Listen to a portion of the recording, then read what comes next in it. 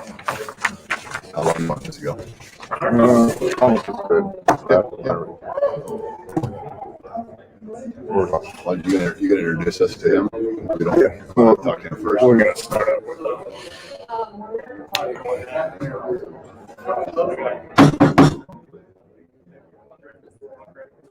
check it.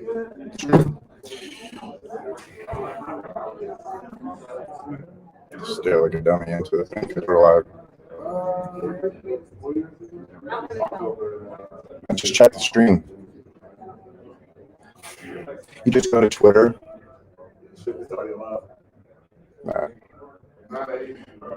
Folks, all right.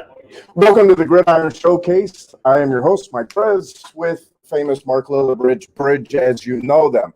We're kicking off the day with players. We're bringing some of the best players from around the nation that are coming here today. We're going to do interviews, and it's going to be amazing. Get to know a little about the player along with their measurements and some of their skill sets they're going to show out on the field. With us today, or to start out the whole thing, is DJ Turner. Come on in, DJ. Comes out of Pitt. And, you know, I think he's going to be a little bit of everything guy at the next level, Bridge. But let's ask him, what does he think? What's your skill set? What do you bring to an NFL team, DJ? Thank you for joining us, by the way. No problem. Definitely a little bit of everything, jack of all trades, whatever you want to call it. Swiss Army knife, explosiveness and on offense. On offense in the slot position or outside, maybe a little bit of running back, and then a big time special teams player and kick return, punt return, and I'll even run down and make some plays tackling. Right? That's the thing. I think for a lot of guys, as a former special teams player myself, I think that's when you're in a position like you are today to be at this showcase and be able to talk to these scouts and do a lot of interviews tomorrow. It's that willingness, right? The willingness to do whatever you need to do. And I think there's a lot of guys. You showed that at Maryland in your 4 years at Maryland. You showed that at Pitt. You had some big time games this year. In a COVID year when heck we didn't know if there was going to be football, right? To be able to be versatile and to be able to do the things that you do, that you bring to the table. I think that needs to be relayed to those coaches. They've seen it; these scouts have seen it. But I mean, that's kind of where you're going to make your mark in the NFL. That's kind of exciting, isn't it? No, for sure, definitely. I'm looking forward to the opportunity to do whatever I need to do to kind of make this thing happen. So when I get out there and when I talk to these scouts or coaches or whatever, I just let them know I'm willing to do whatever I need, whatever they need me to do, however I can help any team. So. I think we put too much stock in a 40. I think you would run a good 40, and I know you would run a good 40. But if you were to sit there and say, "Okay, I'm going to run a 40 tomorrow," what would you put down? You think? I would say low 4.4s. Yeah. 4.4. Okay, but let's be real, right? Let's just be real. That's real. Every running back, DB, and receiver says they're going to run 4.4, right? That's me being as realistic as possible. Throughout these last 2 weeks, I've been training really just for 40 and kind of the feedback I've been getting from the guys I'm training with and the times that I have kind of put up to like adding to moving towards a 40, I think is going to be in that range. Maybe a little bit lower, hopefully. So we'll see when that time comes. Is there anything harder in the NFL or in college football? I guess I'm going to go back to the NFL. You'll take it up a notch. Is there anything tougher that you do than returning punts? Honestly, me personally, I think returning punts is kind of like easier for me than I would say like offense or whatever. I feel like it's more in my control. Okay. And if I get a good kick and I got a little bit of space, like it's literally just up to me to make the play and my blocking, of course. But I feel like upon return, you make the first guy miss is kind of the easier part of my day, I would say. Because all of us non-athletes, it's the hardest thing. That's why you put those big offensive linemen back there at the end of practice, right? When you're not running. If the O-lineman can catch this punt and those guys try to judge it, that's one of the hardest things I think in football. And you make it look very easy. So that's credit to you and your talent level. When you go back and you got to return and you can see what goes on in your mind, are you kind of go unconscious and you kind of see it all at the same time and you feel your way through it, or you look precisely and say, I got a guy here, I got a guy here? What goes through your emotions whenever you're returning? So like the first thing, I kind of try to judge the kick. So if it's a little bit deeper, I kind of know I might need to back up a little bit. Shorter kick, I know got to run up and get under it. But the biggest thing is just to get under the ball in general. So that's the first thing. And then secondly, you kind of got out of coverage. So you see if you got some guys on there, guys, or if there's guys running free. That's like the biggest part of your decision making, whether the fair catch is trying to return it. And then the last part is the easiest part, is just catching it. Like, you're under the ball, it's pretty much it. I feel like the biggest problem people have with catching punches is judging where the ball is going at. And I feel like that's something I do very well with practice. And That's 75% of the battle. Exactly. You've seen guys every Sunday not be able to do that. Right. And I think some of you kind of can compare that to playing in the outfield in baseball. It's like literally the same thing. I used to play a little bit of baseball back then too, so I kind of. There you go. This position, in the sense you're coming out of the slot, maybe running the ball, taking a sweep, going, all these different plus punt returning, has kind of been molded lately. And these guys who were just kind of maybe the 52nd or the 53rd guy in rosters are now becoming superstars or Pro Bowlers and getting notoriety, like Tariq Cohen out of Chicago, and even Tyreek Hill, which on kind of a different level there. But have you looked at some of these guys and molded your game after a certain person, or feel like you could step in the shoes of certain guys?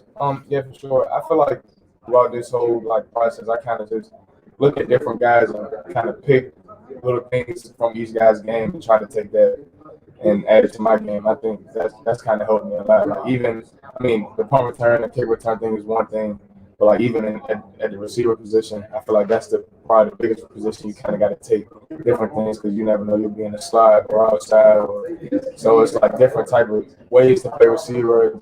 It's like the more you can kind of add to your trick bag, the better you'll be at that position. So, well, we have our NFL analyst and our writer, John Bogle. You can find him on Twitter for the Brawl Network. He has you as his number one player, in this game, and so we expect some big things, coming out of you Thursday, and exciting. You're going to talk to some scouts tomorrow. You're going to be interviewing with all these 119 scouts here, that are going to be talking to you about your game.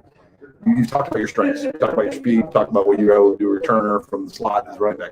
They're going to ask you this question to prepare yourself for. So what's something you have to work on? What's a weakness of your game that when you get to the NFL, everyone is equal talent or better?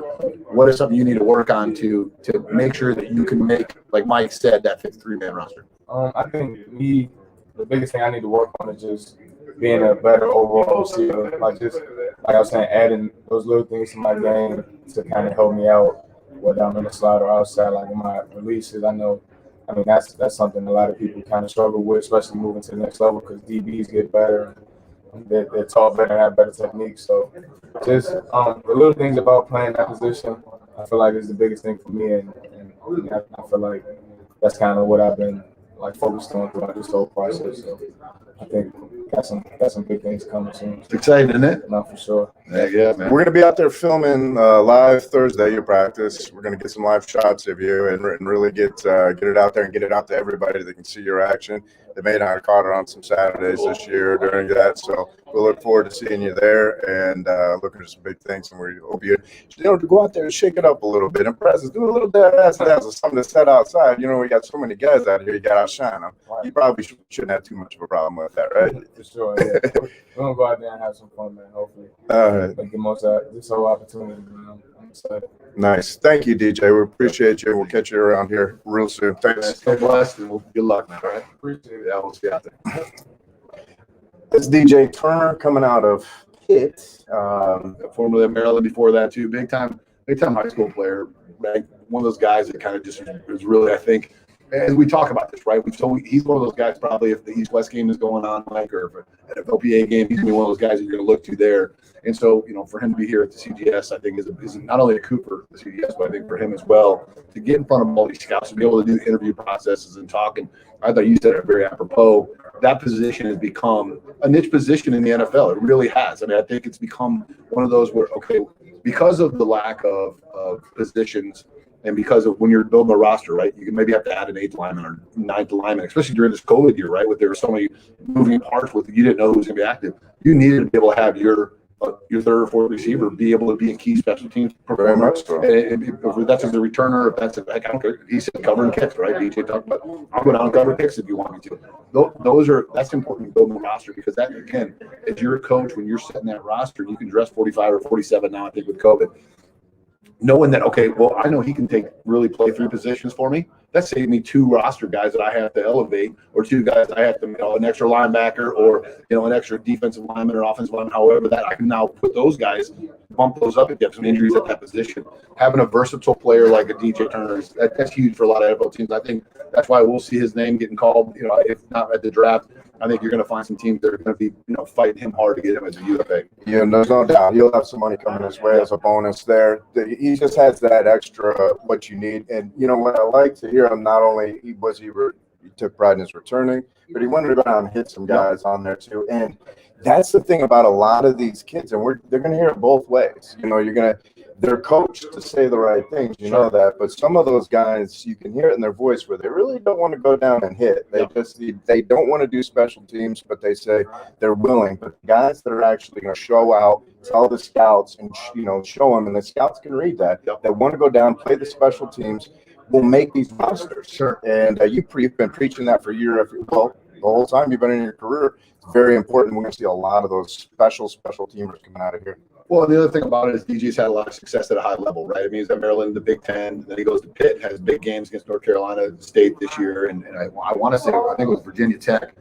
So it's not like this. It's not like he shies away. This isn't we're not talking about a guy that's at a smaller school or at a FCS school. This guy's done it against some of the best competition, in football, and done it at a high level. And so I like that too. I think that's kind of a misnomer. If you look at it historically in the NFL, 92% of all players that are drafted from FBS schools. That's just a statistic. And I want to say, I think in the Power 5, out of those 92%, I think it's 98 or 99% are drafted from those. So the fact he's played at 2 big schools, Maryland and Pitt, I think that bodes well for him as well. And I'm excited. My favorite part of this is getting to talk to those guys, because I don't think that didn't feel coached to me. Right. I mean, that wasn't a robot answering, and that wasn't like, it's kind of like when Shotty gets on here, right? I mean, it kind of feels robotic, and it just feels like it's just kind of, he's been studying it too long. Yeah, you don't know if it's the internet connection or him. Yeah, right. It's just very true. And so I thought that was great. I thought it was very just natural. I thought you could tell football means something to him. You could tell he's excited to be here. And again, this is the other part that I want. If you are just tuning in or you're following this, these players are paying to be here. Most of these players are paying to be here. Now, the CGS covers a lot of stuff with it, but they want to be here. These guys are excited about this invite. They have showed up, because there's a lot of guys right now sitting at home that wish they were in these seats. They were wishing they were getting interviewed by the Brawl Network. And so I think that's a big deal for not only DJ Turner, but for NFL teams, and it's exciting to see his future. I'm excited to see where he ends up. That's good. We're going to line up our guests here. We're going to bring back our feed here in just a bit. So if you're watching on Facebook or Twitter or YouTube around there, just chime back in. Our live feed will restart here in just a few, and when we have a whole new line of players for you.